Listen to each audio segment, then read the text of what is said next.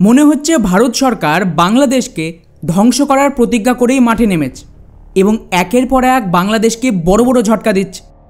Recently বাংলাদেশের জন্য ভারতের পুরো ট্রান্সশিপমেন্টের অ্যাক্সেস বন্ধ করে দেওয়ার পর গতকাল কি খবর এসেছে দেখ, ভারতের তরফ থেকে এখন বাংলাদেশের সমস্ত রেল রুটের যে প্রজেক্ট চলছিল তাকেও থামিয়ে দেওয়া হয়েছে এবং এখন কম করেও 8টা বড় বড় রেল রুট সম্পূর্ণ বন্ধ করে দেওয়া হবে, যাতে ভারত আর বাংলাদেশের মধ্যে ডিরেক্টলি যে কানেক্টিভিটি তৈরি করা হচ্ছিল সেটাই না থাকে।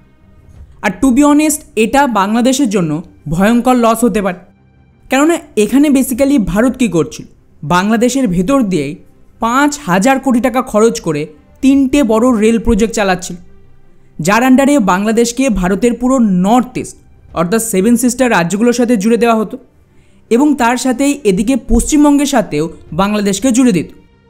এর ফলে দুই দেশেরই সুবিধা ছিল, একদিকে ভারত ডিরেক্টলি বাংলাদেশের ভেতর দিয়েই নর্থ ইস্টের রাজ্যগুলোর সাথে সমস্ত ট্রেড করত, অন্যদিকে বাংলাদেশ তাদের যে সমস্ত গার্মেন্টস রপ্তানি করে সেটা কিন্তু এই রেল রুটের মাধ্যমে ভারত হয়ে কম খরচে গোটা বিশ্বে রপ্তানি করত। এছাড়াও যেহেতু এই পুরো প্রজেক্ট ভারতের টাকায় হচ্ছিল, তো স্বাভাবিকভাবেই বাংলাদেশ ফ্রিতেই নিজের দেশের পুরো রেল ইনফ্রাস্ট্রাকচার আপগ্রেড করে নিচ্ছিল। ফ্রি রেল রুট এছাড়া ট্রেনও আমরা ফ্রিতেই দিয়েছি। ফলে বলতে গেলে ভারতের দয় বাংলাদেশের গার্মেন্টস রপ্তানি আর ওদের ইনফ্রাস্ট্রাকচার দুটোই ডেভেলপমেন্ট হচ্ছিল। আর স্বাভাবিকভাবে গত 50 বছর ধরে ভারতের খয়রাতির টাকায় খেয়ে ওদের বেশি চর্বি জমে গেছে, এখন সময় হয়ে গেছে এই চর্বি ঝরানো। ইন্টারেস্টিং ব্যাপার হলো, আপনারা খেয়াল করবেন এর টাইমিং খুবই গুরুত্বপূর্ণ। ভারত এখন যেগুলো করছে সেটা কিন্তু আজ থেকে কিছু মাস আগেও তো করতে পারত, কিন্তু ভারত সরকার তখন চুপচাপ বসেছিল। কারণ কোনো দেশের ম্যাক্সিমাম ক্ষতির জন্য পারফেক্ট সময় অ্যাটাক করতে হবে, এটাই ভারত করেছে।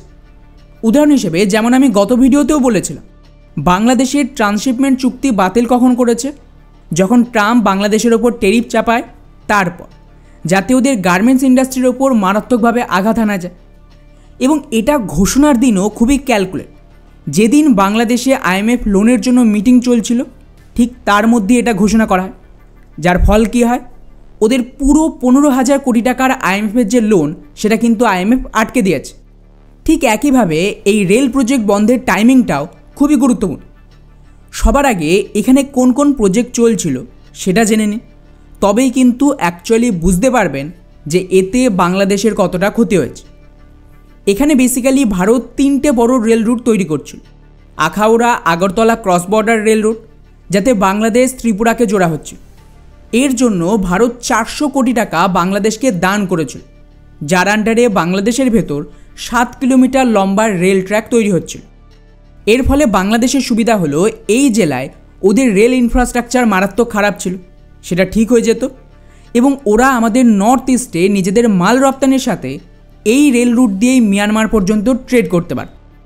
আপনারা হয়তো অনেকেই জানেন কি না জানি না, তবে বাংলাদেশ আর মিয়ানমারের মধ্যে যে বর্ডার রয়েছে সেখানে কিন্তু প্রচুর সমস্যা, আর ইনসার্জেন্সির জন্য বাংলাদেশ ভারতের নর্থ ইস্ট হয়ে নিজেদের গার্মেন্টস রপ্তানি করে এবং মিয়ানমার থেকে চাল আর বাকি জিনিস আমদানি করত। এখন এগুলো তো বাংলাদেশি হুজুররা বলেন, তাই ওরা খুশিতে নাচছে, কিন্তু কি ক্ষতি হয়েছে সেটা তো কয়েক মাস পর বুঝতে পারবে।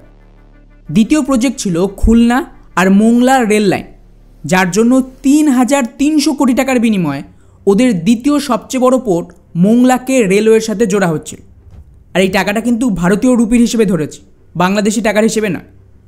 এর ফলে ডিরেক্টলি এই পোর্ট থেকে মাল রেলওয়ের মাধ্যমে না কেবল বাংলাদেশের বিভিন্ন জায়গায় পাঠানো সম্ভব ছিল, তা আবার খুব কম সময়, বরং তার সাথে রপ্তানির জন্য এই সেম রেল রুটের মাধ্যমে মোংলা পোর্টে ওদের গার্মেন্টস পাঠিয়ে ওখান থেকে বিদেশে রপ্তানি করা হতো, তো সেটাও থেমে গেল। তৃতীয় প্রজেক্ট যেটা ছিল সেটা হলো রাজধানী ঢাকা হয়ে টাঙ্গিয়ার জয়দেবপুরের রেলপথ। এর জন্য ভারত প্রায় 1600 কোটি টাকা খরচ করে রেল প্রজেক্ট চালাচ্ছিল, যেটা 2027 সালে সম্পূর্ণ হওয়ার কথা। এখন এটাও সম্পূর্ণ থেমে গেল। এছাড়াও আরও 5টা ছোট বড় প্রজেক্ট শুরুর জন্য সার্ভে চলছিল গোটা বাংলাদেশ জুড়ে, সেটাও ভারত বন্ধ করে দিয়েছে। এখন বন্ধুরা, এর ফলে বাংলাদেশের তো মারাত্মক ক্ষতি হলো, কিন্তু ভারতের খুব বড় সমস্যা হবে না। কেননা প্রথমত এর বিনিময়ে যে সমস্ত ইনফ্রাস্ট্রাকচার ভারতের ভেতরে তৈরি হয়েছে সেটা তো নষ্ট হবে না, সেটা আমাদের কাজেই লাগবে। অন্যদিকে ভারত খুবই চালাকির সাথে এর একটা অল্টারনেটিভ তৈরি করে ফেলেছে, যাতে বাংলাদেশকে বাইপাস করে পুরো প্রজেক্টকে করা হবে। এর জন্য ভারত নেপাল আর ভুটানের সাথে অনেক আগে থেকেই আলোচনা চালাচ্ছে, যার আন্ডারে উত্তরপ্রদেশ বিহার হয়ে নেপাল সিকিম দিয়ে সোজা ভুটানের ভেতর দিয়ে নর্থ ইস্ট পর্যন্ত একটা নতুন রেল প্রজেক্ট শুরু করা হবে। আর এর জন্য অলরেডি আপনারা দেখে থাকবেন ভুটানের রাজা বারবার ভারতে আসছে, তো সেই সময়েও এর ওপরে চুক্তি হয়ে গেছে। এবং সবচেয়ে বেস্ট পার্ট, এই পুরো প্রজেক্ট আরও কম খরচ, মানে প্রায় 3000 কোটি টাকায় হয়ে যাবে, যা বাংলাদেশের তুলনায় অনেক কম। এতে নেপাল আর ভুটান সেই সব সুবিধা পাবে যেটা বাংলাদেশ পেত। কেননা গার্মেন্টস রপ্তানি, ট্রেড এসব বাদ দিই, যদি এই ধরনের কোনো বড় প্রজেক্ট হয় যেখানে কোনো এলাকাতে এত বড় ইন্টারন্যাশনাল রেল রুট যাবে, সমস্ত আমদানি রপ্তানি করা হবে, তো অটোমেটিক্যালি এই এরিয়ার গুরুত্ব বেড়ে যায়। বিদেশি বিনিয়োগকারীরা এই ধরনের এরিয়াতেই বিনিয়োগ করে, ফ্যাক্টরি সেট আপ করে, যাতে এই রুটের ফায়দা ওরাও নিতে পারে। এছাড়াও এর থেকে অতিরিক্ত ট্যাক্স তো পাবে। তো বেসিক্যালি এই সমস্ত কিছু বাংলাদেশ রাতারাতি হারিয়ে ফেল। এখন এই পুরো সিচুয়েশনটাকে খুব ভালোভাবে খেয়াল করুন। আমেরিকার ট্যারিফের জন্য বাংলাদেশ এত বড় বাজার হারিয়ে ফেল, ওদিকে ভারত আমেরিকার ভাইস প্রেসিডেন্টের সাথে চুক্তি করছে আর ট্রেড ডিল ফাইনাল হওয়ার পথে। তো যদি ফাইনাল হয়ে যায় তাহলে আমাদের বাংলাদেশের যে গার্মেন্টস বাজার সেটা দখল করতে বেশি সময় লাগবে।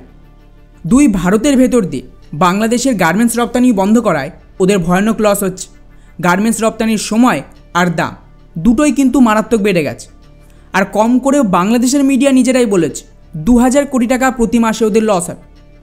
তৃতীয় ধাপে ভারতের সুতো আমদানি বন্ধ করে পুরো গার্মেন্টস ইন্ডাস্ট্রির ব্যাকবোন ভেঙে দিল। উপরন্তু এর থেকে বাঁচার জন্য যে IMF থেকে লোন দরকার ছিল সেটাও বন্ধ হয়ে গেল ভারতের ইনফ্লুয়েন্স আর ট্রান্সশিপমেন্ট বন্ধের জন্য। আর ফাইনালি এখন যে রেল প্রজেক্ট চলছিল সেটাও কিন্তু বন্ধ। অর্থাৎ ভারত সরকার বাংলাদেশকে নিঃশ্বাস ফেলার সময় দিচ্ছে না, একের পর এক অ্যাটাক করছে। আর খেলা তো আমি বলবো সবে শুরু হয়েছে, এখনও অনেক কিছু করা বাকি আছে। ভারতের এয়ারস্পেস বন্ধ থেকে শুরু করে আরও গার্মেন্টসের র মেটেরিয়াল, মেশিনারি বন্ধ করা হোক, বা ওদের ফুড সাপ্লাই আটকে দেওয়া থেকে শুরু করে চিকিৎসা বন্ধ, এই রকম কয়েকশো সুযোগ রয়েছে ভারতের কাছে, যাকে এখনও ভারত সরকার ব্যবহারই করেন। বাংলাদেশে যা যা করার ছিল ওরা সব করে ফেলেছে, এরপর আর কিছু করার নেই ভারতের বিরুদ্ধে। চায়না, পাকিস্তান, আমেরিকা মানে যাকে পেরেছে ওরা ব্যবহার করেছে ভারতের বিরুদ্ধে, কোনোটাই কাজে আসে। ফলে ওভারঅল যত দিন যাচ্ছে খেলা অ্যাকচুয়ালি জমে উঠেছে। এখন শুধু মজা দেখতে থাকো। আমি তো বলবো আমাদের ইউনিস চাচা জয় হোক, এইভাবেই ইউনিস চাচা বাংলাদেশের গদিতে আরও 10 বছর বসে থাক।